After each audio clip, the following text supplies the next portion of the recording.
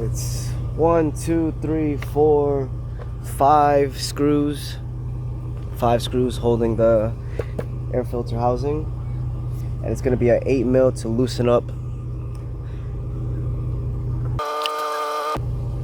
Filter's seen better days, but it's not manageable for now.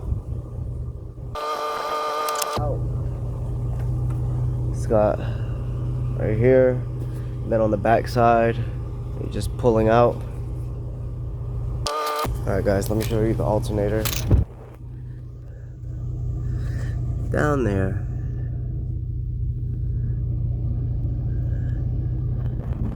So we're gonna have to take the belt off with the tensioner. 1/4 inch square, not a 3/8. Let me show you guys what this looks like. You got 2 bolts on the top, 1 bolt on the bottom, the plug. It's kind of a tight space.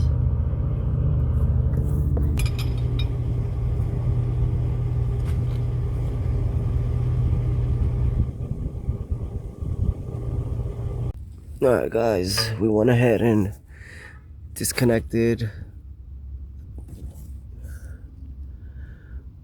the power for the battery. It was just a push and pull. Now there's gonna be, where is it?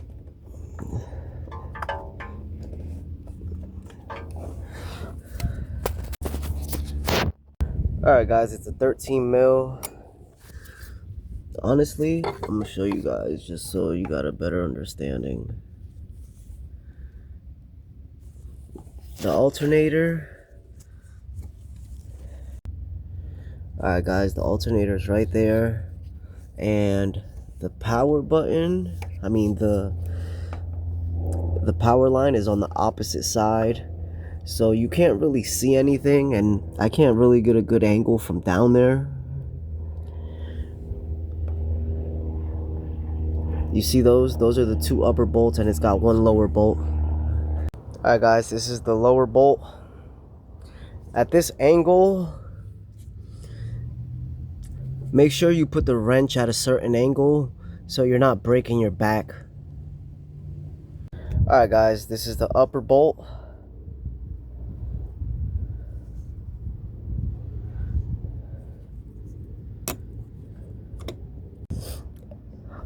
One of the upper bolts is actually, check it out. You see it? This nut screws into it. Alright guys, we got the alternator loose. It's just hanging out down there. So we're gonna have to take this cover off so we can slip it by here. To remove the cover, it's gonna actually be a torque bit. I'm not sure the exact size.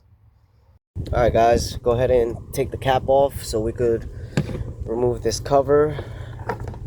Now that the cover is back out of the way, this motor looks pretty clean, honestly. The valve covers, there's a little bit of debris, but it doesn't look like nothing crazy. No, it honestly don't look bad. You got a little bit of leaking. Where's that coming from? Anyways, let's go ahead and put this back on.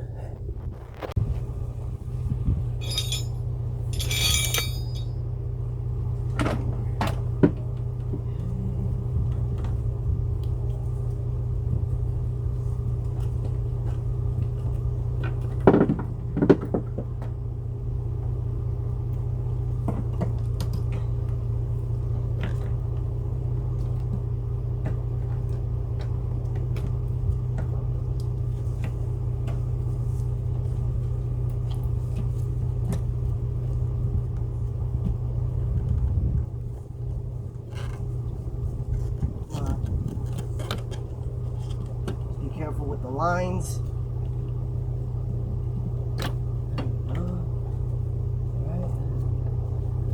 still intact. Everything's good over here. Alright guys. So this is how it's in the vehicle. So the bolts, you got 2 of them right here, and then you got 1 of them, so it's 3 of them, 1 right here and 2 right here, and the connector and the power line is facing the opposite side of you. So really you're gonna do this blind-eyed, but I'm pretty sure this alternator died from oil. Oil kills starters, alternators. Alright guys, this is the old one. This is the new one. We got the connector. We got the power line. We got the upper bolts. Well, the lower bolts and the 2 upper bolts.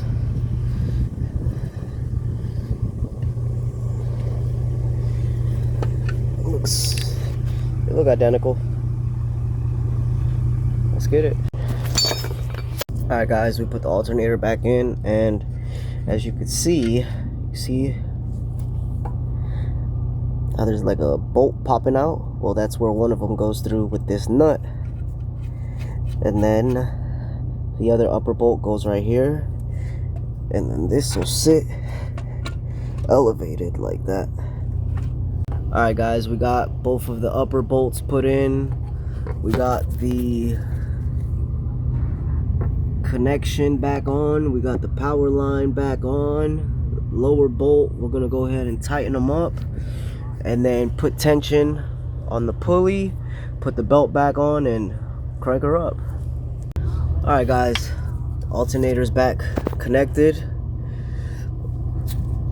2 upper bolts are tight, lower bolt is tight. The power line and the sensor are both connected.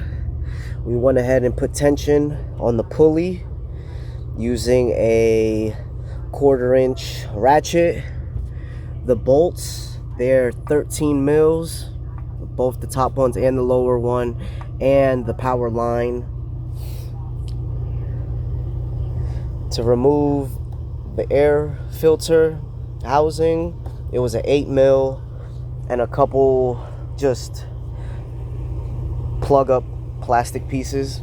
So we're gonna put everything back together, start the car, and go from there. Alright guys, we're gonna go ahead and put the motor cover back on. Take this cap off. 3 T-screws.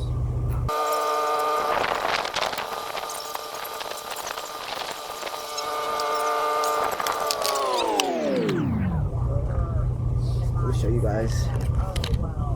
It's gonna be this lower one right here, and then this one right here, and it'll snug into this hole. Let me show you. Look. You see? Just pull up. So there you go. Alright guys. Put the sensor back in. Make sure it's in there.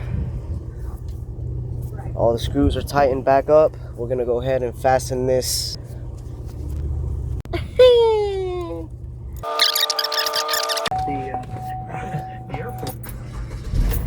Let's go, baby.